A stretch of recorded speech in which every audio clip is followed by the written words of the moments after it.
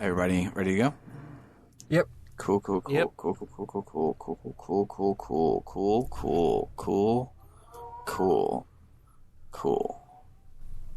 Cool. All right.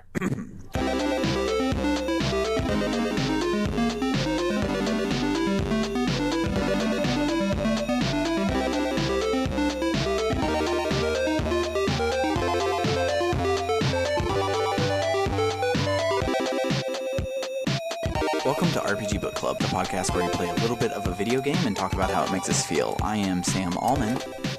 I'm Maddie Webbin. And I am not Elias Sailor Eli Warren. Hey, Bernard's here. Yeah, so Hi. Eli was like, so the last week that I took off was glorious, and I want 3 more of those, please. And we said, okay. So he will be back on the next game, and until then, because this is Bernard's favorite game and he can jump in at the last second because he knows it, he's going to be here to round us out for the rest of Lost Odyssey. I don't know if it's my favorite game, but it's my favorite JRPG, and if you ask me, on certain days I might say it's my favorite traditional turn-based JRPG, but really it's my favorite JRPG, period. If you said it's your favorite traditional turn-based JRPG, what game would that be accommodating for? Probably Xenoblade Chronicles 2. Yeah, that makes sense. Xenoblade 2 is really good. I figured that's what the answer was. God. But today we will be talking about the first part of Disc 4. I think it's Episode 8 of Lost Odyssey. And before... Nothing fucking happens. Yeah. A really big thing happens, but that thing happens in 3 cutscenes. So, other than that, we played a really, really, really annoying dungeon, and that was about it. Yeah, you told me to watch from this vague event to this vague event, and I got to second vague event, and I was like, well, surely that couldn't have been what he was talking about. It's been like 2 minutes. Yeah. But... Well... We're going to talk in detail about 2 minutes. If it wouldn't have taken like 6 hours to get through the gameplay portion of this week, I would have watched a lot of dreams, and this would have been a perfect episode to talk about our favorite dreams. But it would have been perfect. Except to segue masterfully into talking about our weeks, I definitely didn't have time to do more than the required playing time because I was spending a lot of time playing the hot new video game everyone's talking about. That's right, Big Bumpin'. Big Bumpin'. How is it? It's great. I'm bumping. I'm playing as the Burger King. No, Death Stranding came out on Thursday, and I was losing my bonkers all week, and then I played it, and I kept losing my bonkers because I think it's a goddamn masterpiece, and I'm loving every second of it. And then on Saturday night, I remembered, oh, fuck, I have to play Lost Odyssey. And Halo. It is a masterpiece, I agree. Although, I will say, I think Big Bumpin' is the worst of the 3 Burger King games. I much preferred Sneak King and Pocket Bike Racer. I've only actually played Sneak King. So I was at the GameStop hanging out because I had placed my pre-order, and then I was waiting to obtain it on Thursday night. And, you know, they're not going to sell it till 9 p.m. And there's not like a line or an event or anything. It's just like, come get your game. So I had like validated my pre-order. Like I had like gotten like the receipt and everything so that I could just pick it up at like 8:30. And then I was just like, I don't have anything to do. So I was browsing their used rack. They had a great used rack from last gen. Most GameStop used racks are just like a million Maddens. Mm-hmm. But they had a lot of good stuff up in there. So anyway, for $4 for $10 deal, I got Big Bumpin', Prince of Persia 2008 or whatever year that was. What were the other 2? L.A. Noire. Nice. L.A. Noire rules. Yeah, and then I think the other one was The Last Remnant. Nice. And the Prince of Persia you got is the weird cel-shaded one that's all about like one-on-one fights and nobody talked about, right? Yeah, we talked about it a lot beforehand and thought it was going to be really awesome. And then I don't know if it was bad or if we just moved on to the next thing because that's how video games are. I think it was bad because the next game in the series is in the Sands of Time universe. So the reboot was rebooted. Yeah. Or maybe it was just that no one cared because it wasn't in the Sand of Time universe. Who knows? I played it. I don't remember anything about it. I remember it had this cool gimmick where it was almost like Mega Man-esque, where there's like 8 or, I don't know, some amount of major levels, and you can play the levels in any order, but it'll do this thing where the levels dynamically get harder, and this is not an RPG, so it's like the level design changes to make the game harder as you go, regardless of the order you play the levels in, which is kind of cool. That's cool. I don't know if it worked, but it's cool. Yeah. Anyway, that's all I've done is play Death Stranding a whole lot. I'm not going to holler about it. If you want to hear me holler about it, listen to Have You Played Resident Evil? Yeah. Oh, we will talk a lot about Death Stranding on there, I am sure. Yeah, I had a very similar week, except I wasn't playing Big Bumpin'. I was playing Stardew Valley with Summer. We literally woke up one morning, and she grabbed her Switch to play, and I'm like, you know what? Let me hop in, and I'll play with you. And we stopped at 10 p.m. that night. And hell yeah. Oh, I should say why I was able to do that, because we haven't recorded an episode since it happened. But I got laid off, and that really blows. Yeah. Yeah, like I literally, the phone call that you guys don't hear because I cut this part out of the episode, but the phone call that I ignored in the Halo episode to continue recording Halo was them calling to tell me that I shouldn't come into work. So. Oh wow, it was that fast? Yeah. Jesus. Oh, so it was the most bonkers thing in the entire world. They literally closed the location overnight because we're all temps, so they don't care about us at all. And so they just said, hey, we're going to put everyone at your job title over in Michigan so you can uproot your entire life and move across the country for a temp job if you really want to, or you can not come into work and take severance. Yo, fuck and I'm Michigan. Yeah. Don't we have a listener from Michigan? Probably. No, you're thinking of Wisconsin as Matt. But that's right. Matt's from Wisconsin, yeah. And so I was like, okay, well, can I come get my stuff? They're like, no, we already deactivated everybody's badges, and it's a protected place, so you can't come in. We'll mail it to you. They ended up realizing that was stupid, so I could go and pick it up from them in the parking lot of their hotel. But for the most part... Jesus, that's so fast. Yeah, that's insane. It was like my friend Scotty was working at the time, and they came into work like it was no big deal, and we're just doing their job. And then it's like, oh, hey, everybody, we're going to have an all-hands meeting in the conference room. And so they go in, and they're like, oh, hey, so this is security. He'll help you escort out of the building. None of y'all work here anymore. And that's insane. That's got to... I feel like there's something illegal going on there. Yeah. The thing about America is often you feel like there's something illegal going on, but it's not illegal. Yeah. Or sometimes it is, and it just turns out that no one ever enforces it because companies can do what they want. Yeah. Bernie 2020 Workplace Democracy Plan. You can read about it on his website. Democracy Plan. Yeah, because it's important. Yeah, and I would have been a Google employee, or at least close to it, under Bernie's plan. Or you would have had an opportunity. Well, yeah. Yeah. And if one thing is, I have heard that the reason people do things like that is that, like, just shutting down the whole office and saying everyone get the fuck out is way easier than laying off half the people at the workplace. Yeah. From a legal standpoint and like morale, you don't have to deal with the coworkers that are still there being grumpy. You're just like, yeah, get the fuck out, whatever. Yeah, it's bonkers. But sucks. The bright side is so. Here's a sneak peek behind how things worked at Waymo that aren't under the NDA. So there's a big old box of headphones that back when we all shared desks, you would just go in for the day and grab a pair of headphones. But then we didn't have to share desks anymore because enough people left. So they're like, oh, you can just leave your headphones at the desk. And so the headphones that I fought for every day, I left at my desk, and they were the only ones like it. So when they grabbed all my stuff, being that it didn't look like anybody else's, they thought that they were mine, and they put them in the box. And so now I got some kick-ass headphones that are super comfy. So, oh yeah, bitch, steal them from work. All worth it. But yeah, I actually got a pretty sizable severance. So in the end, I'm not mad about it because it's baby time. So I'll have that. But in about 8 weeks' time, I probably will be incredibly freaked out about it. So we'll see how that happens. And also, I mean, you were telling me that you don't know this for sure, but you were telling me that from your point of view, the Jedi are evil.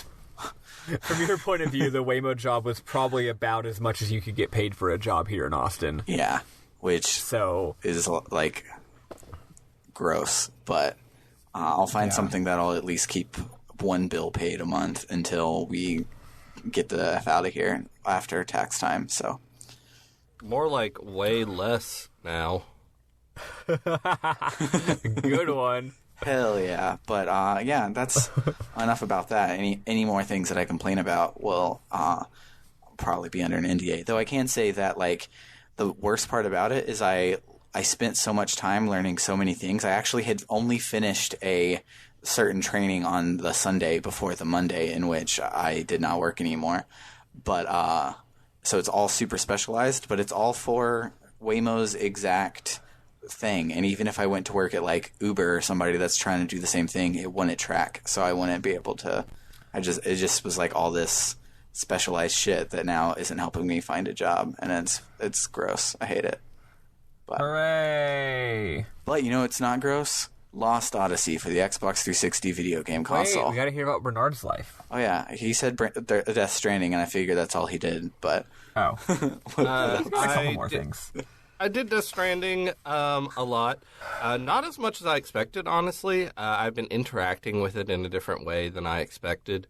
And I don't know. I'm trying to think anything else that happened. I went to my improv class because I'm taking an improv class. Nice. So one of the worst things this person can do. I'm a former theater kid. I'm approaching 30. I got to take an improv class. Yeah. And it's been great. And for a long time I've been trying to get a group of people together to play Monster of the Week, which is a tabletop RPG, and I think it might finally be about to happen. Awesome. That's so exciting. Yeah. I have two more briefings. I have two more briefings I want to brag about real quick. Right after that. Right before that. Sorry, I got my prepositions wrong.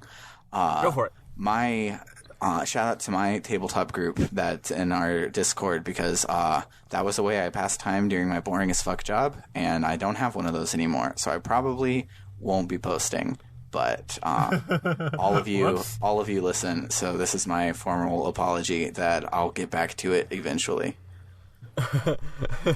Once you get a new boring job, then you'll get back to posting. The new job might be fun and exciting and really engaging and fulfilling, like so many jobs are. Yeah, hopefully it will be. I believe that'll happen. Quick other shout out. We actually have a new listener. I made a new friend, and she's great. And she did the worst thing a new friend can do, which is listen to my fucking podcast. So shout out to that new friend. You know who you are. I don't know how you feel about security shit, so I'm not going to say your name. She's currently listening to the Final Fantasy X arc, and maybe she'll join us here in Lost Odyssey one day. Maybe one day.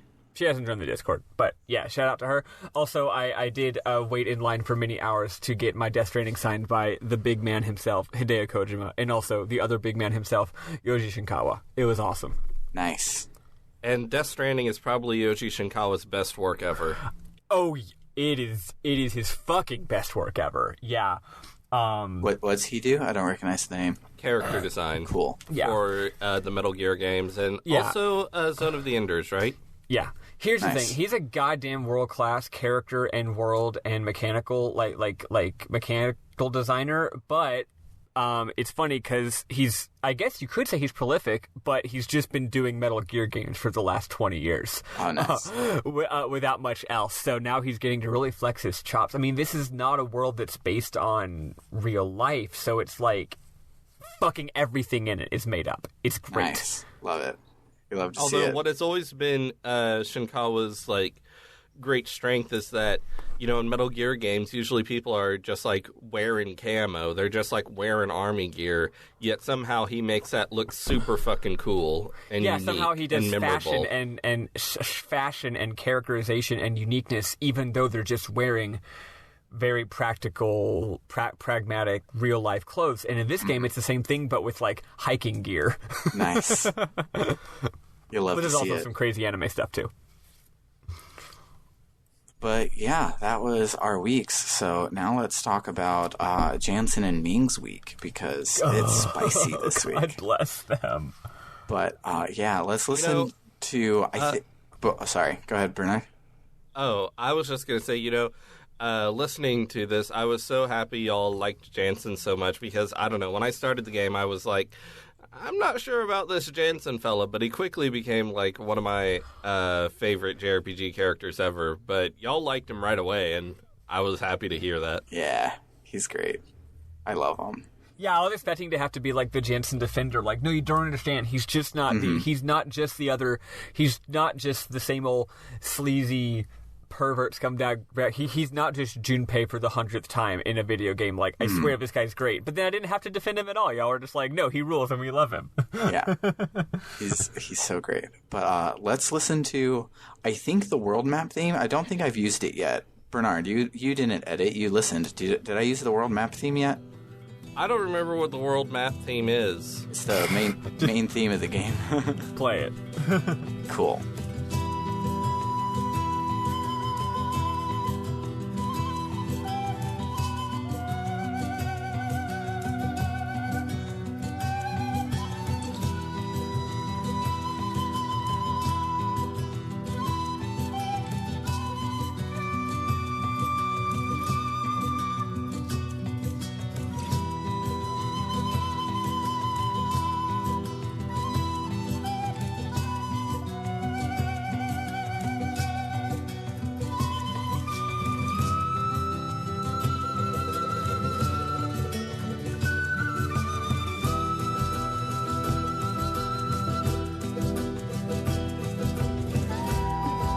Alright, so that was the world map theme, Bernard. Wait, now you and if you've already played it, play it again, Sam. I didn't realize for a second that we weren't actually going to hear it.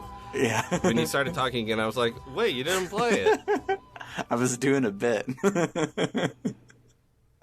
It's great. I wish I knew a way to... I mean, I could build a Discord bot real quick so I could play it over the recording for you, but I'm not doing any of that. I don't think that's worth it. No.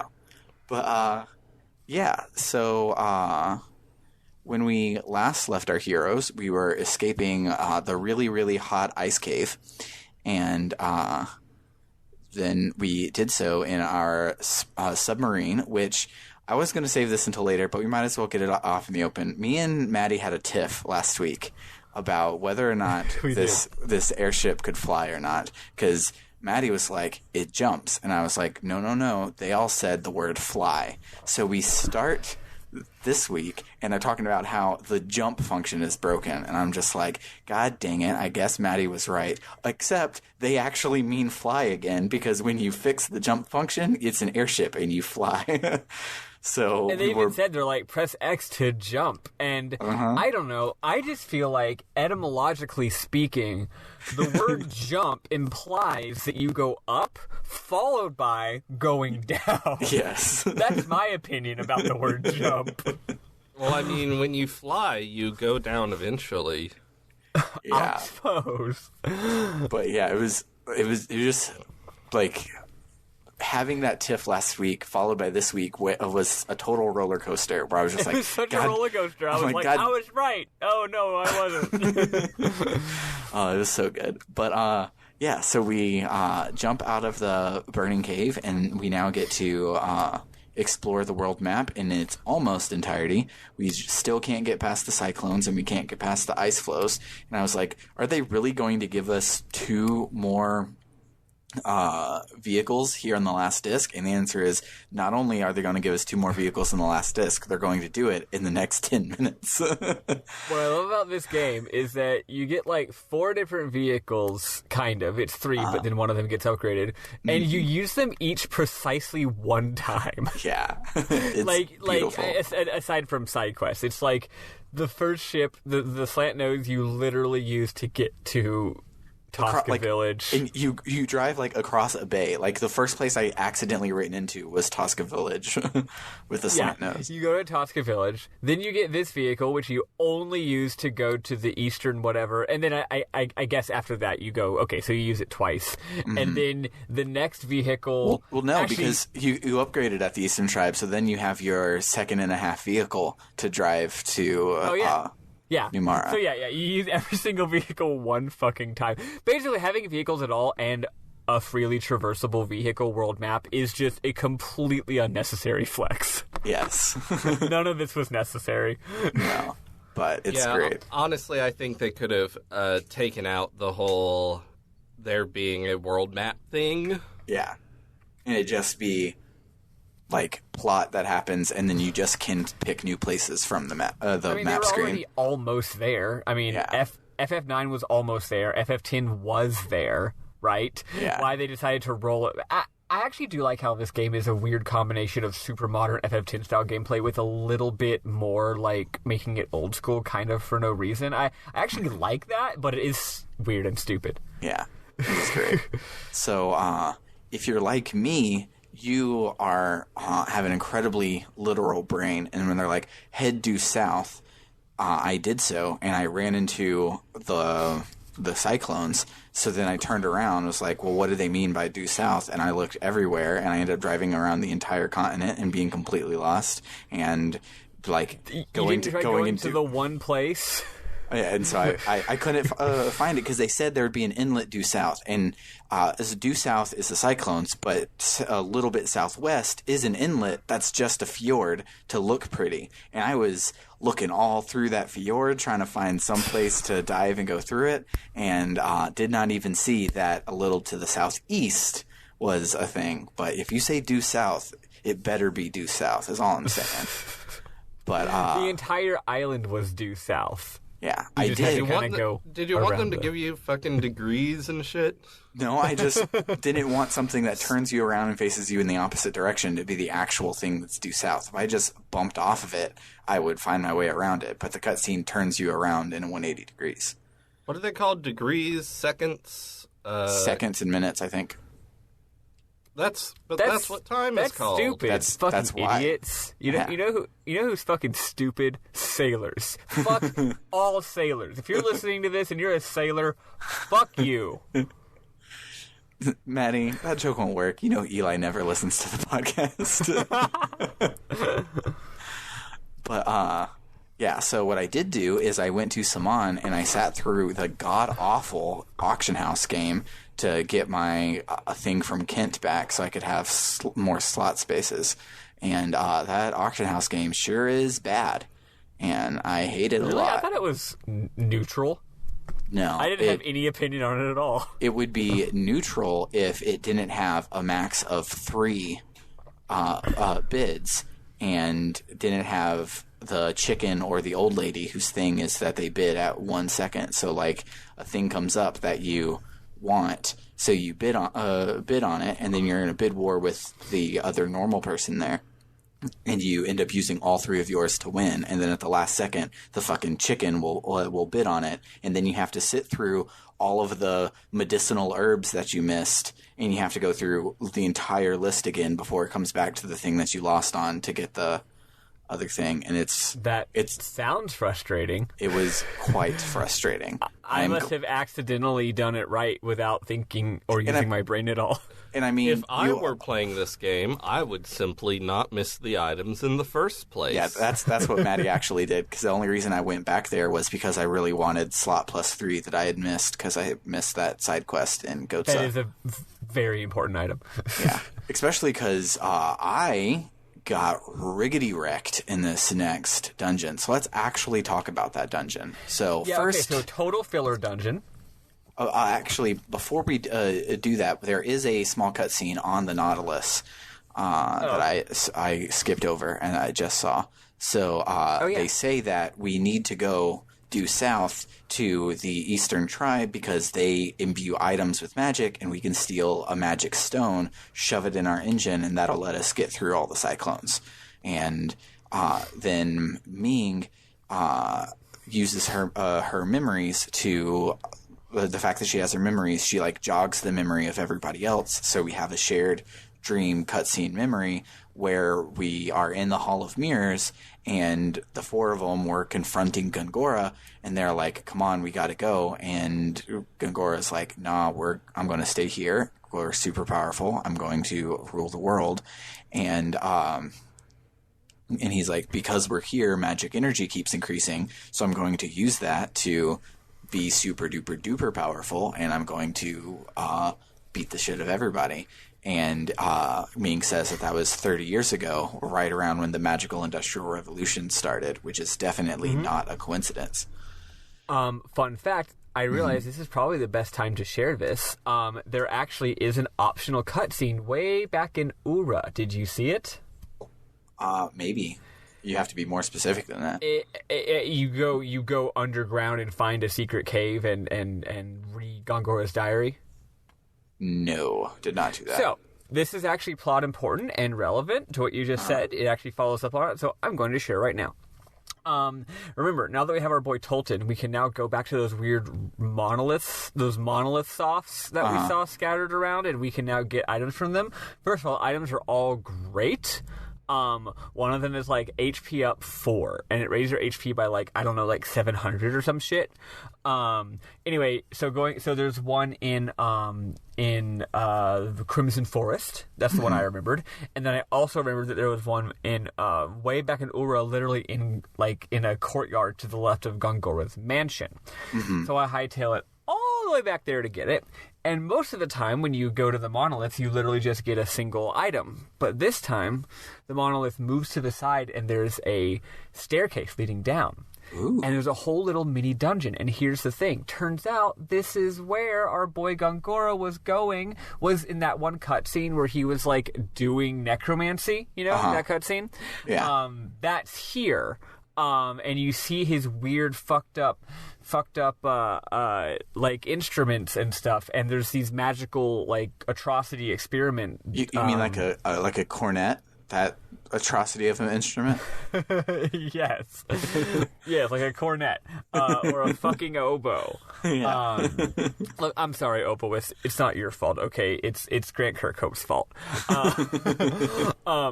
But anyway, so you actually get quite a bit of treasure down here. And then you get to the actual... how does Gongora get down here, you ask? If only Tolton can get down here? Well, no. You got down here via Tolton's weird monolith thing, but it turns out you end up halfway through, you find like an elevator that goes up to Gongora's mansion. So anyway... I'm just going to read this real quick because I'll summarize it because it is quite a lot of plot information. You read... so you go into the room and the door locks behind us and Tolton gets scared and Jansen says, you get scared way too much, Shorty, which is cute because I'm pretty sure he's taller than everybody. Yeah. Anyway, so then you Jansen is taller than everybody, you mean? Is he? Yeah, Jansen's huge. Oh, I thought of Tolton as being Jansen tall is as well. large and important. Yes. I guess Tolton's just lanky, not so much tall. So Gongora explains a lot of his motivations. He says, I have teleported. He's like, "Dear diary, I've teleported across time and space. My consciousness continued after I took physical form, remains to this day. So it turns out that the home world and this world are quote unquote linked on the same axis across space and time. They use that phrase a lot, even though it means nothing. Yeah. But apparently their world was becoming unstable. So their world was like just fucked up shit was happening in their world, and they thought maybe it was happening because of interference from this other dimension. Yeah, he says our pure untarnished world was being warped and distorted by some unknown force, not unlike the virus. Nice, distorting a living being. This part's optional. They didn't proofread it as well. Eventually, he realized the thing distorting it was a soul. He realized that the souls of the other world were the things fucking up this world. They were making some kind of weird energy they didn't get. So they're like, why are these souls making some kind of weird energy that's fucking us up? So they made a quantum teleporter. And the 5 of them came to investigate. They got here because they didn't have their memories, and that wasn't on purpose, but it did allow them to live as the same way that regular people do. Because they didn't remember being whatever the fuck higher level beings they used to be. They decided they'd be there 1,000 years. Turns out 1,000 years in this world is 1 year in the original world. So it's like an insanely hyperbolic time chamber. Yes. But then at some point he says, I awoke to the memory of this mission some days ago. I'm leaving this recording so the world will know that I existed. So I guess somehow he found out. Mm-hmm. Then he there's one more part that definitely needs to be explained. Because it's actually really good. They get detailed. They start learning about history, culture. They're going to report back, right? Once they're done, they're going to report back everything that they learned. Turns out that yes, the Tower of Mirrors is what is changing things. So 1,000 years ago, when they made this quantum teleporter, I guess because they're weird higher dimensional beings, so by making that connection, it immediately let this weird energy into the world. So wild animals running amok, monstrous creatures, magic energy, all changed 1,000 years ago, but more so 30 years ago, and we'll see in a second why. He says that our existence has been imparted even greater strength to this world's magic energy. Okay, and here we get the real thing about the virus. Basically, the virus is emotions. Which is very on brand for this fucking game, because this game is all about having real big emotions all the time. He says the lives and history of the people here are extremely ordinary, and we've seen many dynasties rise to power and fall again into oblivion as if they're nothing but trivial occurrences. But, like, normal people events like hopes and desires and love and hatred, normal everyday occurrences and relationships and events that bring fear or happiness to their very moment, that was all what was releasing all this amazing energy. So basically in this higher level Zen, I'm guessing they're like weird Zen creatures who are just live in stoic perfection, so they don't know what shit being bad is like, and they also don't know what emotions are. Affection towards others, unrestrained drive to satisfy an ambition. So they're like, whoa, what the fuck? But then he says that from their point of view, things like emotions are just a virus, but it's a very seductive virus. So basically he says that all 5 of them, as they were living, realized that they were now having emotions. What the fuck? And also the emotions made them real good at magic. And of course the emotion that we see Gongora probably mostly got was greed and ambition. I know greed isn't an emotion, numbnuts. I was about to say that. So he's addicted to this feeling of power and the power that it literally gives him. He says that the virus's seduction has been quite satisfying, ... and it still is. The end. Wow. That was a lot more than we get in the rest of today. Yeah, it's fucking a lot. That's the whole theme of the game. Even is that emotions are the most powerful feeling in the powerful thing in the universe. Even regular everyday emotions are what make life beautiful and worth living. Or if you're from another dimension, make life suck and destroy your dimension. Yes. Maybe they weren't actually destroying things. Maybe they were just feeling emotions and were upset about it. I get it, you know. We've all been there. But yeah, that's really cool. So go check it out for yourself if you feel like it in the future. Yeah. Back on board the Nautilus, we drive a little east of due south and make our way to the Eastern Tribe, and we do so, and I already talked about how it's going to buff up our Nautilus. Then there's a bullshit filler dungeon. Yeah, it's basically a bullshit filler dungeon. I was reading the bit about the cutscene, but they're all just talking about dungeon plot. We're like, we got to go get the item.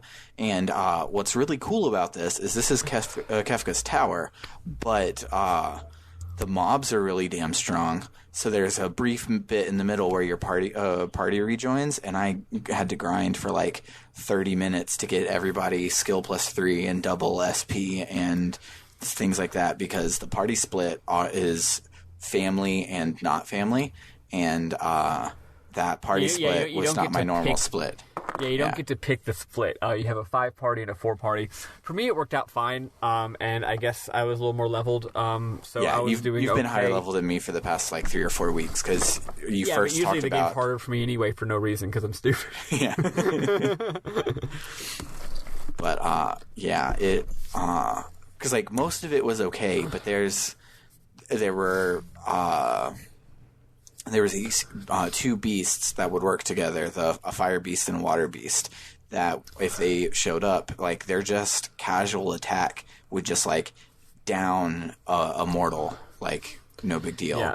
And would take off half the damage of an immortal. And I'm just okay, cool. This really blows. And nobody has anything to counter it. And so I had to grind, and I felt like a cheater, but whatever. And this dungeon is dumb because, okay, so the first part of the dungeon is oh, look, all these ancient flying platforms are flying because of all the magic energy or whatever the fuck. Look, we're interacting with these interesting items. And you're cool. And then you get to the second part, the second big room, and they're oh, we're elevating this. Classic game design. They're now we're using these same mechanics, but we have to split into 2 parties, and it's more complicated. And I'm cool. And it takes a fucking while. And then you get through it, and then the party rejoins. And you're cool, we're done with that. And then you save, and then you go through a door, and you do it a fucking again. Yep. And and it takes even longer that time. And there's not a save point before the boss. Yeah, and I went through and I did one. I started one side quest because I didn't want to go on, but I wanted to see what I could do with the icebreaker that began a bit. And I found another Eastern Tribe dungeon that is just this dungeon again, and I probably will not complete that side quest. I'm probably going to turn my ass around and never come back because. If I recall, the battles in that dungeon are hard as shit, which is funny. Bernard has a funny little story about that dungeon, and then I have a funny little follow-up to Bernard's funny story about that dungeon. Oh, Bernard's forever angry at me for a certain reason. Yes, I was playing that dungeon, and this was when Maddie and I were living together, and I got pretty far into the dungeon, and then Maddie hits the wrong light switch, and that light switch, for some reason, turns off the outlet that the Xbox 360 video game console was plugged into. No. And you've been playing for 2 goddamn hours. No. Yeah. Long story short, Bernard never completed that dungeon. And I think we put some tape over that in the future. Yeah, we were well, that's the thing we don't want to happen. Yeah. But fun fact: yesterday I was playing this dungeon, and it's not technically the same dungeon, but it's still the Eastern Tribe dungeon. Mm-hmm. I have gotten to the first save point, but then I played for maybe 30 or 45 more minutes, and my controller kept fucking up. So I reach over to press the button to connect a new controller, but if you know the latter day Xbox 360 console, there are all these touch sensitive capacitive buttons that are insanely sensitive. So if you just so much as breathe on that goddamn disk drive, it opens up. No. God, those things are so sensitive. It's so stupid, and I was so upset. But yeah, so I myself also had a big loss of time in this dungeon because of the stupid Xbox 360 video game console. Unfortunately, I could not just say fuck it. I had to keep playing. Although, given the rest of the bullshit that happens, I almost did end up saying fuck it and giving up. Because, eventually we get to the boss of this dungeon, which is some bullshit. Yeah, he's hard. And it's not really bullshit, it's just hard. Yeah, and he doesn't, hit hard, so it's just, tedious and, annoying, and then every now and then he hits hard, but it's, it's bullshit. I don't like it. I don't like...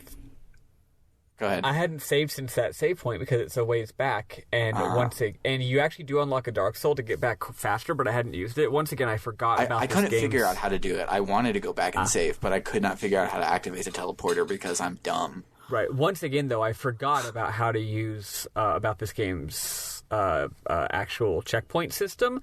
Mm-hmm. So this whole battle, I did beat out my first try, but I was this fucking biting my nails because I was like, I cannot lose this progress. It is 11 goddamn p.m. I gotta go to bed. I better not lose this boss. It was very tense. So, I didn't die on the boss, but I did die on a random mob. And you want to know where it puts the checkpoint for this dungeon? The beginning of the dungeon? It doesn't, because there are no cutscenes in this dungeon, so it'll just send you back to your save. Well, like it said, I'm glad I didn't checkpoint die. not generated when I died, and I'm like, well, great. So I had to do the whole second half all over again. But yeah, this boss has two little dorks that he pops up that control his counterattacks. So if you try to fight him before you kill the dorks, he will destroy you. So you kill the dorks first, and then you kill him. None of it's really hard if you're not getting counterattacked, but it just, like, everyone has way too much HP, by a lot. Well, also, the fact is, I mean, it's 3 enemies means they get 3 hits. They get 3 hits per turn, and for me, they were kicking my ass, actually. I was on the absolute version. I had to blow through pretty much all of my fancy healing items. His big thing is, one of them will do a move where it shuffles your party formation, and then another one does a move where it only attacks one of your allies, and whichever ally it hits, it freezes them in that position. And changing party formation is not trivial. It does take a turn for a character to do. It's an actual action that character performs. So you're constantly reshuffling. Then again, eventually you're like, I don't have any GC. Why does it matter? Yeah.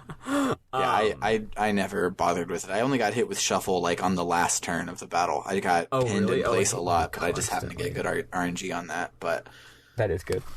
But yeah, it was annoying. So you kill it and you take. Oh, I guess there's a cute little bit, but I guess I can go in memorable moments right before the boss. That's going to be memorable moments. That's the Jansen report. So after. I mean, it's a Jansen scene, so... Yeah, it's definitely memorable. So afterwards, you get the little doohickey, and you take it back to the Nautilus, and you plug it into the engine, and now you can go fast enough to escape the whirlpools, so you can explore the whole world map. You can't go everywhere, but you can explore everywhere, which is cool. Yep. And you do that to take your way down to the port of Numara, where you see a giant dinosaur come alive. And you're immediately put into a cutscene and then a bunch of stuff where you can't save. Here's one nice thing. I hadn't saved since the save point in the ancient dungeon because I was fucking stupid. My ADHD, I literally kept thinking I should save on the world map. I would hit the button to save, to hit wide open the menu, and then I would open the menu, and then I would mess with my skills and equipment and reconfigure stuff, and then I would close the menu. Anyway, it turns out this game does give you a check. Basically, if you die during this sequence, the checkpoint is in the ocean immediately before triggering the cutscene. Oh, that's nice. So thank God. Yeah. Because every game should have an autosave, and those autosaves should be often and frequent. And this is not quite Mass Effect 1 level of bad autosaves, but it's more like Halo. It's more like Halo 1 level of bad autosaves. Halo has good autosaves.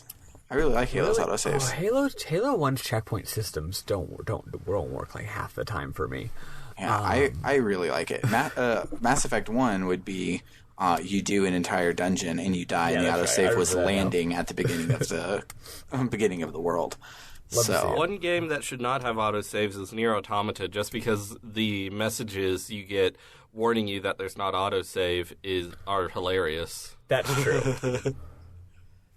But anywho, so yeah, we go and we see a dinosaur, and Ming is like, "Oh shit, this is the dinosaur from that cutscene that you didn't see, Sam." And I'm like, "Got it, thanks." And she's like, "This is the one that was attacking Numara, and it was frozen. But when I got my memory back, it must have had a kill switch or something to come back alive. So we should go kill it and save my people." So we go up and we kill it, and it's not a hard boss fight, but it's non-trivial. And I'm like, okay, cool, that was fun. And they're like, oh shit, there's 4 more of them. And we then have to do 4 of them in a really cool little...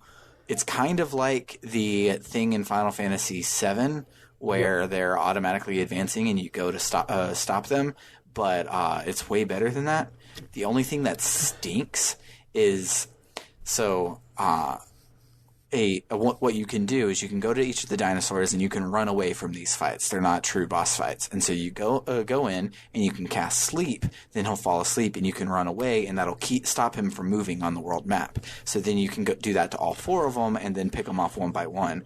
Except anytime I tried to use sleep and then have my slowest character use turntails, so like I would get out in one turn to be efficient, he would wake up before Turntail would happen, and so he wouldn't even go to sleep. And I wasted the whole battle and the whole long-ass load time and everything to make it happen. Here's what you gotta do. So I finally beat it with them like almost on the shore at Numara Port for the last one. It was I still did lose this like 2 times, but it was only due to my own hubris. I was like, oh, I'll do one more round with this one before I go fight the one that's getting close to the shore, and then it was too much, right? Yeah.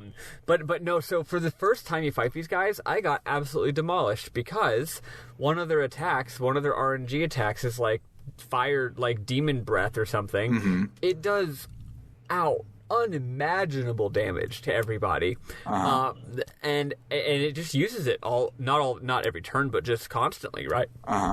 Turns out even the first version of this monster before you get into the special event is super weak to sleep, and I found that out by going online because I was so stuck. And here, so I figured out how sleep really works. Because again, I was having trouble, so I really dug into it. Sleep makes you lose a turn. But only if you're asleep at the end of a round, which is kind of interesting because you know how sometimes it's like, oh, they were asleep, but then you woke them up. If they're asleep at the end of a round, their turns don't get propagated next round, which means you can wail on them all you want, and they'll wake up, but they still don't get that turn. Yeah. Which is cool. But what would happen to me is I would have my faster caster, Cook, who gets fast cast 2 here, and so she casts really fast. So she would cast sleep. Basically, if he was doing a normal attack, he would go first. But if he was doing his Mondo attack, it would take longer to charge, so he would go after Cook. So Cook would sleep him first. So Cook sleeps him, which wipes his turn out, and then last would be Sarah, and Sarah would use a spell and do fuck ton damage. That would actually wake up. It wouldn't have like an animation like he woke up, but when I would check his status in the beginning of the next round, he would not be asleep most of the time. Sometimes he'd stay asleep, most of the time he wouldn't. But what I found out was that if Sarah defended, almost every single time he would stay asleep to the end of the round. So basically you have to put him to sleep and then not touch him, right? Yeah. Or in my case, I would just have them both use sleep, just in case the first one didn't take. So to me, run away, I wouldn't try to do it in one turn like you would. I would turn 1, attack, sleep. Then he would, every single time, he would always be asleep at the end of the round. Next, which makes it easy to next round just do defend, turn tail, because he doesn't get a turn. So that's how sleep works. It's pretty neat. It was pretty. I was really able to actually figure out and engage with the system, which is cool because even though we talk about how this game's battle system is really good and we like it a lot, it's still basically a Final Fantasy battle system, which means it still has the basic problem where you don't use the status effects. Yeah, and on top I still don't fucking use them. On top of it being Final Fantasy, so you don't use status effects, it's also Legend of Dragoon, so the best thing to do for Chaim and Seth since the beginning of the game has been to equip a proper ring and a press attack. And I spend so many times getting Chaim combo and things like that, but combo doesn't use your element from your ring, and so I do more damage if I get a perfect from attack instead of doing a combo where you attack twice because of the element buff. So it's just like, you know what, I don't need it. I'll just keep punching, and it's like cool that they made that engaging with the ring system though, because like not only do you have to be doing something, you also like want to equip the right one, and it feels like you're doing more than just spamming attack. But it's kind of just spamming attack and your strongest moves all the time. Yeah, I like how it's different than most games, because most games, like, really, like, you know, like, Final Fantasy VI is infamous for this, but really a lot of games, magic attacks are your big hitters, right? So it's just like, you're always casting magic. You're making your physical attackers into magic casters. It's like physical attacks, basic physical attack is usually seen as the default option that is not as good as anything else. So I like in this game that your physical attackers really get to shine because they really do a fuck ton of damage. And your main strategy generally is attacking with your attackers. They probably did that on purpose. They're like, okay, let's make it where using just attack is actually a good, strategically interesting thing to do, but let's also make it fun and have some nuance to it. Yeah, which is super dupe. So we end up killing them all, and we're like, all right, let's go land in Numara, and let's go in guns blazing, and let's beat everybody up and take our country back. And we get there, and everyone's like, yay! Thank you for coming home! We love you! And I'm like... You did just save them from 5 giant monsters. True. But even Kakanis is being real chill. Yeah. Oh, like, overly so. Yeah, he's like, oh, my queen! Yeah, and you're like, okay, well, I guess that was easy. So let's go night-night then. So we go night-night, and instead of going night-night, it cuts to outside, and there are a bunch of tanks, and they blow up the whole goddamn castle. And Kakanis is like, you stupid harlot, why did you come back? And I'm just like, all right, you don't have to talk about her sex life. It's not important to this conversation. But, fuck you. And she likes to get freaky. Big whoop. Yeah, big fucking whoop, man. You sexist pig. So, then, Ming is like, man, that's a lot of property damage you're doing, isn't it? And Kakanis turns around, and of course we weren't in there because we knew that he couldn't be trusted. So then we get a boss battle with the Kakanis heavy tank, and this one beat the Shazbot out of me, and I did not have time to go grind, but I got lucky on the RNG, and I ended up taking it, because what this one does is it pops up 2 support tanks that will sap all of the MP from your front row and feed it to the main tank in the back, and if the left one gives MP, it'll charge up the tank, and if the right one gives it MP, it'll charge up the cannon. The cannon does like 2,000 damage to every party member, and the tank it does this every turn. And the tank will nullify your GC, so you can't even keep the back row alive. So what you're supposed to do is the dialogue of the thing sounds like you're supposed to do is you're supposed to take out the tanks fairly quickly, but they're really strong, so you can't do that. Yeah, and high defense. And so it's like, oh, you take them out, so then he can't charge it up, and he'll just be a normal tank on the other side. But because he hit so hard, what you actually do is you aim for that fucking cannon that does 2,000 damage, and you try to take that out first. And so I was doing that, and I got lucky on like where 3 turns the little tanks decided to attack me instead of taking my MP, and lucky. Yeah, just those 3 turns were enough for me to eke out enough damage to kill the cannon, because like I had Kayam and Seth in the front row, so they can tank being run over, like no big deal. But they could not protect the party from getting roasted by the cannon. Fucking saved my bacon this battle? Ced's 2 items skill. Yep, absolutely. Holy moly! I need to teach that to everybody, because being able to like pop up, like being able to heal, because generally this can work because of the GC and stuff. You generally don't have everybody low on health ever. A, because of the GC, and also B, because Kayam has motherfuck HP pool. Yeah. So like generally there's only 2 or 3 people that are in danger of dying at a given moment. So the idea that you can just get up to basically fine immediately because of Ced, or maybe with one more character without just wasting the rest of your people's turns, really good. I didn't go for that. I thought of that strategy, but I figured the tank that was charging the cannon had same amount of, had a similar amount of health, so I hit the tank instead on my second try, because I was hitting the left tank at first, and I didn't realize until I had been died that the left tank is the one charging its tank move, and that move is like not that big of a deal. Yeah. So once I knew which one to attack, it was still hard, but I just went all in on that attack and eventually beat it. It's tough. And then once you beat the 2 buddies in the front, turns out as usual, Kakanis is a small baby. Yeah. And so what's hilarious is because I did it out of order, instead of doing it, all right, when the first mob dies, have Kakana say this thing. They had the lines tapped to the particular tanks. So since I killed Kakana's tank first, he goes on a long monologue about, yada, yada, yada. I was ruling in your stead. We needed to be strong, and you were so weak. And Ming is like, I do know that we need to be strong, but you're not being strong for Numara. You're being strong for yourself. And that has like this big tell-off moment. And then the battle continues, and then I kill a tank, and he goes, "Arg, you're so annoying, but don't worry, I'll get you." And then you kill the other one, and it is like, "Oh, you took down my tank. Well, fire, fire, fire!" And then the battle's over. Very nice, very nice. It was so great. I love Kakanis. I think he's a great minor villain. I love how he's just like, remember I'm in this game? And then you're like, no, and you kill him. Yeah, it's great. Like tying up loose ends. It's like, oh, before we do the boss, we have to just go kick this guy's ass real quick.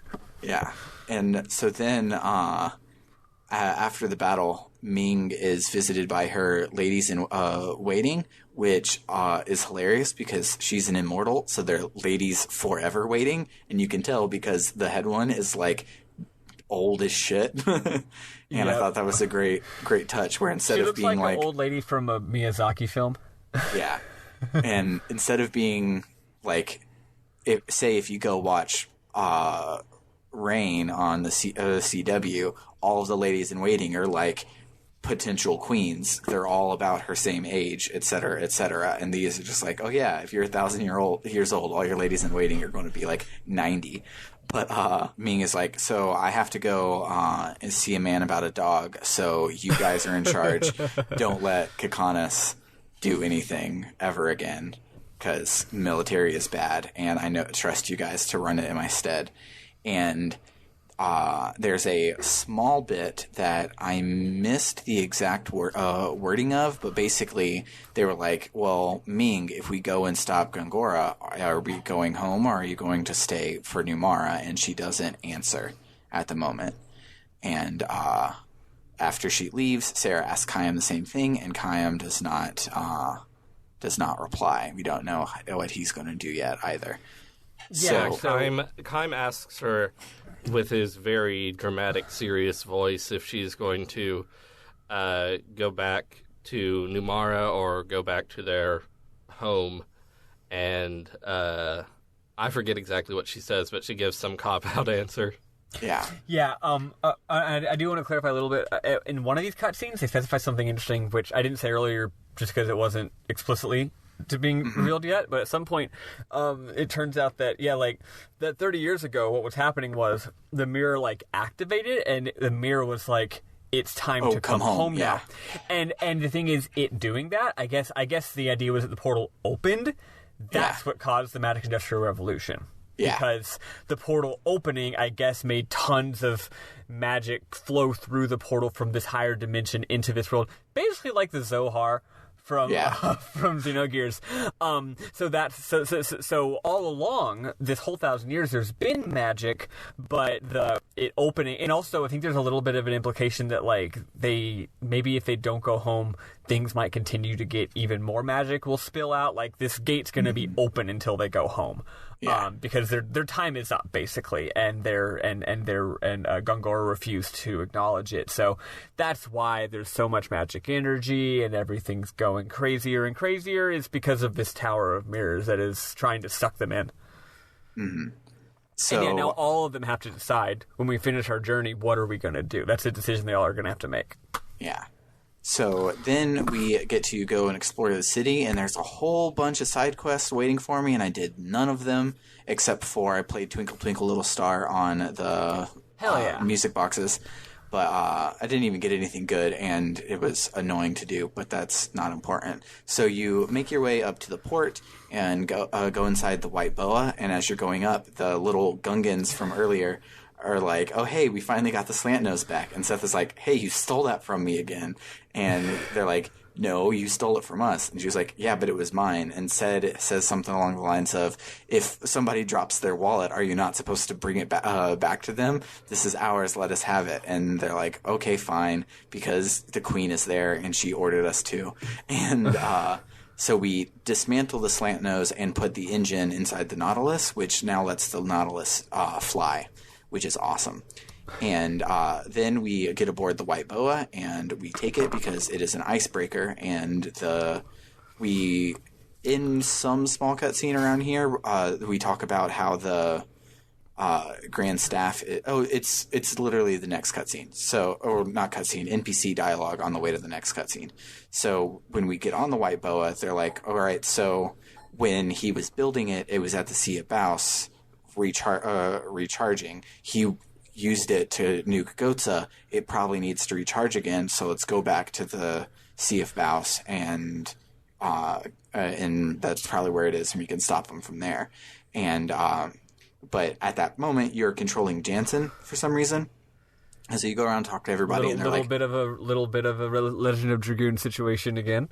Yeah, where you get to talk to everybody, and most of them are just like, yeah, Ming's on the deck. You should go and talk to her. Also, wink. I don't know where the kids are. Double wink. And so you make your way up to the deck, and you go and approach Ming, and he's like, so are you going to stay here for Numara? And she's like, well, that's not the only thing I'm staying for. And he's like, what? And so she kisses him, and it's this long, beautiful, romantic kiss. And then he pulls away, and he says, "Look at you, look at me. You deserve everything. Your royalty. I'm just an average guy. Oh, yes, it's true.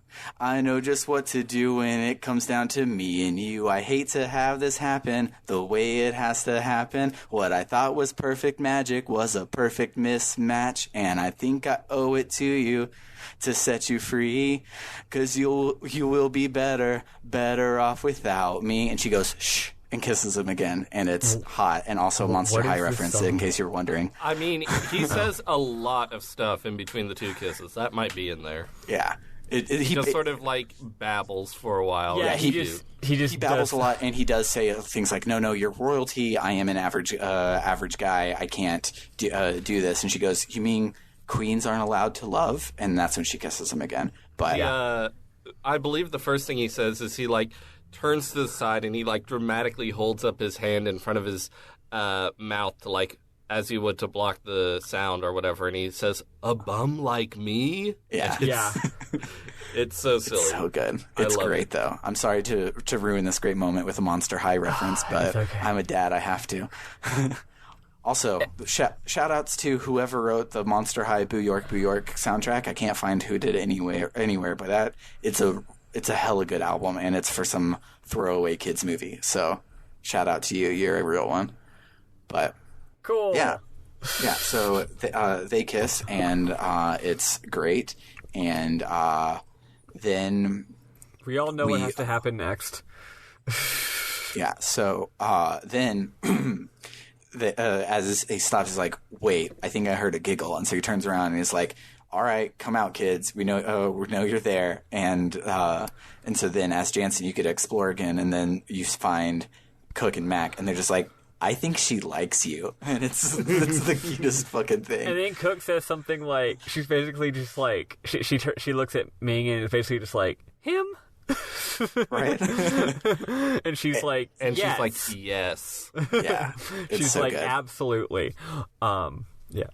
Yeah. And then it says, quit what you're doing and go to Grandstaff. And I say, no. So I save. And that's where we end it for the week. And that's where we are for the week. Yeah. Cool. Yeah. So not a lot. Not a whole lot. We stretched it out to an hour, though, because we talked a lot about game stuff we normally would have skipped over. But yeah, that's the thing. Disc 4 is just like, hey, you know how the game just had this relentless pace for all of Disc 3? Yeah, now you just have to go beat the boss. That's it. Also, have 10 billion side quests. We remember that some of you like playing JRPGs. Yeah, it's great. Yeah, so let's listen to some more Nobuo Uematsu music. I'm going to do one from a side quest that everyone says is really good, but I haven't actually listened to it myself yet, but I've heard that the backyard music is wonderful, so I will play the backyard music right now.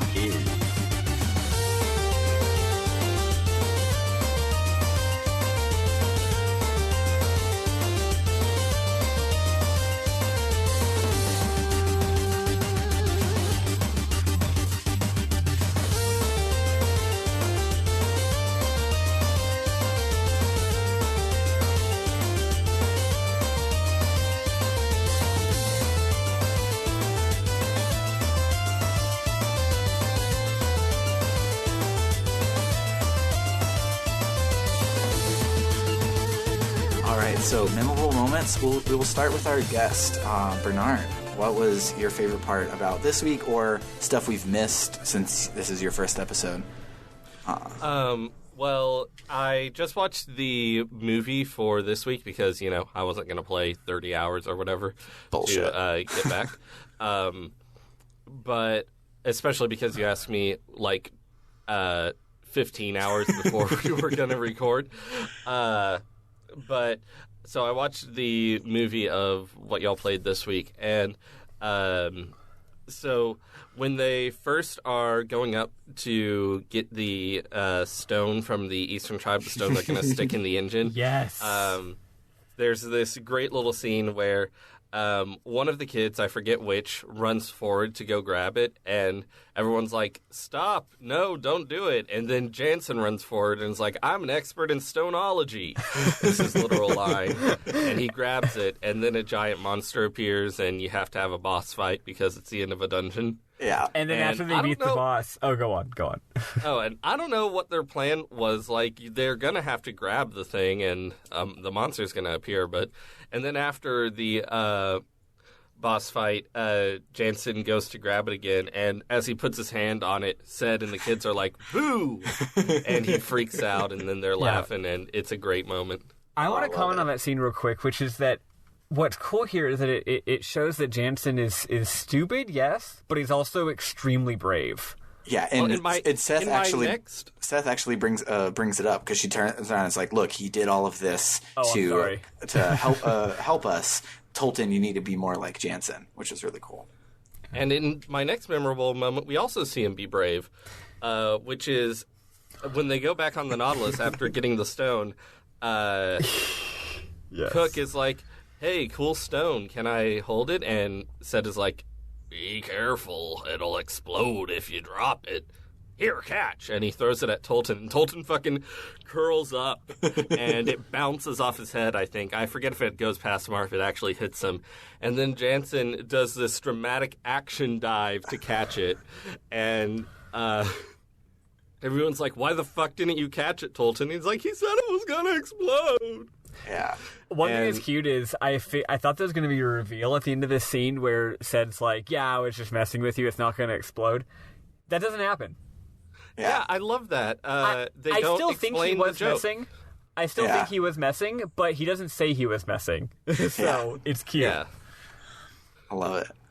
But yeah, Jansen thinks it's going to explode too, so he does this dramatic action dive to catch it. Yeah. Once again being cooler than Tolton. Yeah, and also they're like, look, he's just a normie, non-immortal, and look how badass he is. We all thought Jansen was an idiot at the beginning of the game, and now it's cool how not only do we like Jansen, but everyone in the party respects the shit out of him now. Yeah. But anyway, at this point, also Kayam says some kind of grumpy thing, and Jansen says to Ced, he goes, "Oh, don't mind him. I don't think he was breastfed." Yeah. I was like, what? About Kayam. Like, that's fucking funny. It's so good. One of my memorable moments is, so most of it was the Jansen report, which has already been covered. There actually is a cutscene that we missed, that you missed. It's a very minor one. It's like the very first thing to open the disc. Cook and Mac are hanging out in the holds of the ship. Oh, yeah. And they both wake up, and they're like, "Oh, we just had a dream." or Mac's like, I had this weird dream. And after he says a little bit of it, Cook's like, I also had that dream. Then they talk about how it didn't really feel like a dream. It felt like a dream, but also like it was real. And what happened was they were at the Aurora they were trying to get to on the train, but never did. They're saying that they did make it to the Aurora, which either means maybe they like actually did off screen, or more likely this is just like them dreaming about being back at the Aurora. Anyway, and they saw Lyram there. And they're like, yeah, and she told us something very, very important. And then Mac is like, let's say what the important thing was that she told us in the dream. And then the important thing was for the important thing was a thing for them to tell Chaim and Sarah. Yeah. Yeah, I forgot their names for a second. Yeah, it's a very important thing that they need to tell them.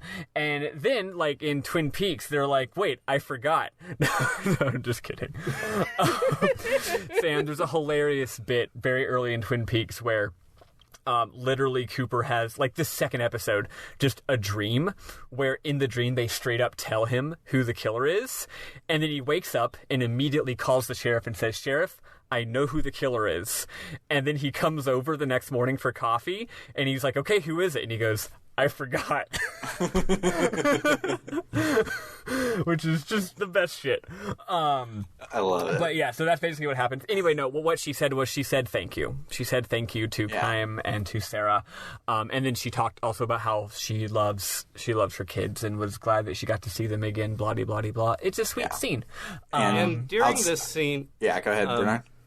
During this scene, standing outside the door is Sarah. She's, like, listening, and just the filmmaking is beautiful. Like, there's just this very long shot of it just sitting on Sarah's face and her having subtle emotions, and it's amazing what you can do with the power of the Xbox 360 video game console. It's seriously, like, this game's facial animations are just absolutely next level. Like, there's nothing like this on the 360. Like, nothing on this level in this generation of game consoles. Even if it looks a little funny sometimes, the expressiveness is so much. Yeah. It's certainly I don't know if I would go so far as to say there's nothing like it on the 360, but there's nothing like it in 2007 when this game came out. That's for sure. Definitely. Yeah. And also the face the face textures when it zooms in super close are super detailed. They got like pores and shit. Yeah, it's good. There's a lot of close-ups this week. Yeah. Let's see, and I have one more thing. When you beat Kakanis, he says something like, just typical like, "Ugh." He definitely says "arg" or "ra," but the subtitle is "ugh, U-G-G-G-G-G-G," and I didn't get very with fitting a period. Yeah, I just find that very fitting for him. He's just like, ugh. He's just so pathetic. He's a good boy. Anyway, that's all I got for the week. Yeah, I think all of mine got covered in the Jansen report, because this was basically just a Jansen report week. But I actually have one more tiny thing that is Jansen related. Go for it. During the scene after Ming kisses him, at first I couldn't tell if this was what was actually happening because the scene's like at sunset, so I thought it might have just been a lighting thing. But Jansen is blushing a lot, and it's really cute. It's so cute. I wasn't sure at first, but then once Cook and Mac show up, Cook actually says, "You're blushing," and I was like, "Oh, he is." Oh, That's actually, great. I want to mention just like the Ming scene. Let's just talk about it for another fucking second. Sorry, because we all know it's so goddamn good. I love how Ming kisses him. Because he, at the beginning of the game, he's like this ladies' man, but turns out when he actually likes someone, all of a sudden he's not such a ladies' man anymore. He gets very easily flustered and nervous, probably because he knows that this is like, he doesn't want to fuck this up, right? Yeah. Like, this is something really special. This is a really amazing gal. But like, it's like, he says, "Are you going to go back to Numara?" She fucking sees the opportunity, and she's like, "Hell yeah, I got an opportunity for a good line." I feel like some of us have been there in real life, where like you've got an opportunity for a really, really fucking sexy line.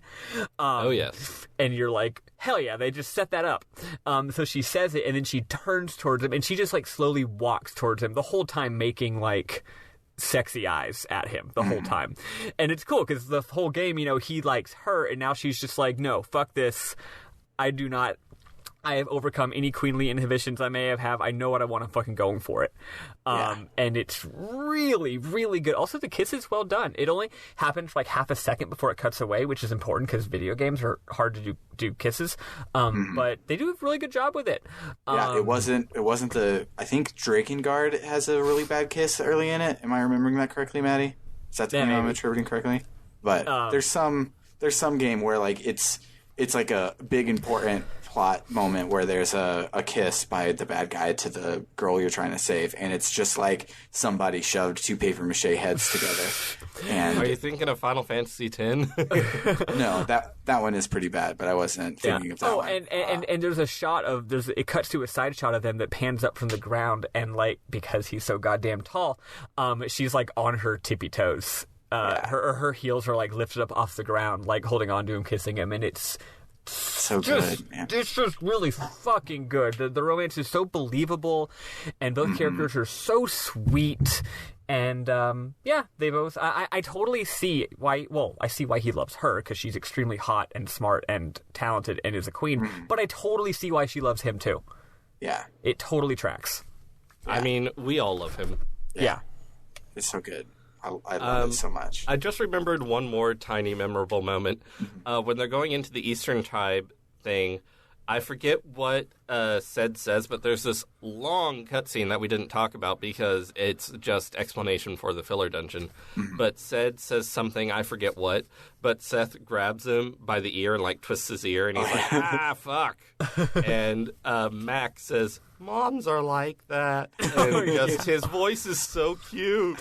The kids are so cute. I love them so much. Also, at one point, I think Jansen whines. He says, why does this have to be designed like a dungeon puzzle?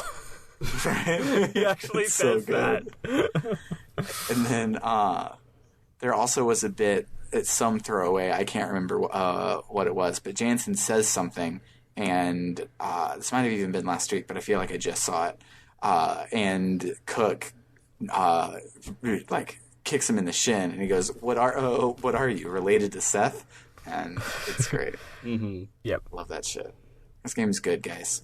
I'm so glad we're playing it. It's a good fucking video game. I'm so glad y'all are playing it. Speaking of great video games, if you want us to play Danganronpa or Phoenix Wright Ace Attorney, you should go and vote on our Ko-Fi.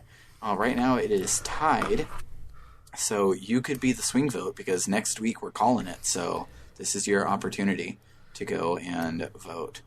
And Eli will be back for those, and I will be gone for those.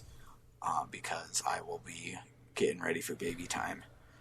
But go and vote, and other than that, hit us up on www.rpgbook.club to talk with us. We have links to our Discord and Twitter and YouTube and Twitch and all that jazz on our website.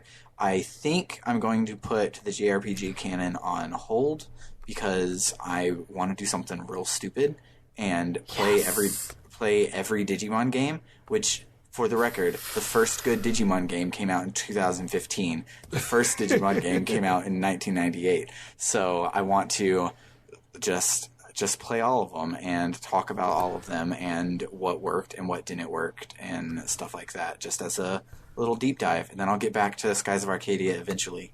Nice. I thought people really liked one of the ones on PlayStation. Or am I thinking of something else? People really like Digimon World 3, but people also really hate it. And then people also really like Digimon World 1, but people also really hate it. The only universally liked one was in 2015. Gotcha. People liked it, but it actually sucked and it was bullshit. But like now, they're like actually good, and everyone's like, "Wow, these games are great." And I'm like, "Who'd have thought Digimon of all things?" My understanding is that they just started being SMT, and so there you fucking go. Hey, where are we playing, lads? We are completing the Grand Staff Dungeon in all of its glory. Spoilers, we will go to the Tower of Mirrors to face the final bosses, and so we will save before entering the Tower of Mirrors. Yep. Have we double checked to make sure that that's like actually the end of the game? I'm like 99% sure, but oh wait, no. I'm seeing the final cutscene in my head. It takes place in the Tower of Mirrors. Okay, we're good. Yeah, if there is anything, it's summed up under the game, the IGN header of Lost Odyssey ending, so it doesn't list another place or anything. So say before going into the Tower of Mirrors, just in case you missed it, Sam, there is one more optional dungeon on the south edge of Numara. It has opened up. It's a place you can go into underwater. Is that the Numara Atoll? Not that. No, it's on the south. Okay. It's on the other end of the hypercurrent, so you could have gone there earlier. It's a totally new area. It's an underground cave. I just thought I'd make you aware of it. I don't know if it's hard or good or anything. There's I'm trying two to dungeons. I'm trying to find wherever the Numara Atoll is because the boss drops skill plus 10 equipment. And... that's to the north. Go near the coast and you'll see a landing. Anyway, yeah, so those are the two main dungeon side quests, and then there's a whole bunch of other side quests. Make sure to do a little bit of research if you feel like it, because there's a lot of fun stuff. There's a whole Kilolund village that I believe is worth your time if you want to get some good equipment. So, since there's not much we're playing, you feel free to take your time and explore a little bit and see if you want to buff up your characters in some ways. Yeah, I gotta say, I love Kilolunds. I think they're a good slime/goblin. Me too. I really like them. Like they're really cute, and I love seeing all the different versions of them. I did not like them when they first showed up, and I'm like, come on, this is obviously just a slime or a goblin, and it doesn't fit the art style. But then, like, the girl one shows up, that's, like, the nurse and the healer, and I'm just like, okay, never mind, I'm sold on all these guys. They remind me of they're real cute. Also, this game doesn't, in some sense, doesn't have an art style sometimes with its monsters. Yeah. What do they remind you of? I want to see if it's the same thing they remind me of. They remind me of the black and white mushrooms from Kingdom Hearts 1. They remind me of the Pip enemies from some Dragon Quest games. Yes. Yeah, those I can see that too. They always show up in like a whole party. They're literally like a party of adventurers. Yeah. They're really cute. But, yeah, so that'll do it for the week. For RPG Book Club, I have been Sam Allman. I've been Maddie Webbin. And I'm Bernard Houck. Thanks for having me. Of course. Pleasure to have you. Toodaloo, folks. Toodaloo, I'm going to go play more Halo.